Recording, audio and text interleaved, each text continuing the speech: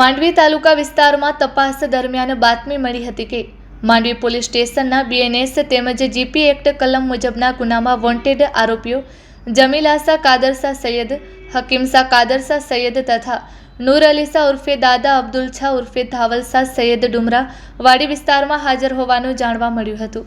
મળેલ બાતમીના આધારે તપાસ હાથ ધરતા ત્રણેય આરોપીઓ મળી આવતા તેમને આ ગુના કામે હસ્તગત કરવામાં આવ્યા હતા। ત્યારબાદ આગળની કાયદેસરની કાર્યવાહી માટે આરોપીઓને માંડવી પોલીસ સ્ટેશનને સોંપવામાં આવ્યા હતા।